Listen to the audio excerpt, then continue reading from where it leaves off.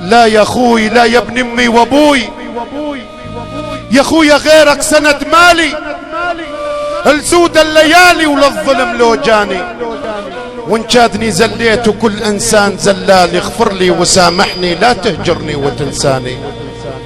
تبي نبي بقولي والفعالي، هات لي عود يا اخويا بلي دخاني.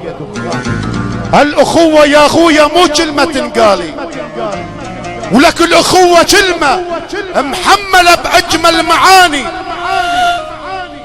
يا اخوي بقربك اهد الجبالي، ولجل عيونك اضحي بالروح، وحق الله اضحي بالروح اني. ولك يا اخويا ما يغلى عليك غالي، لا مال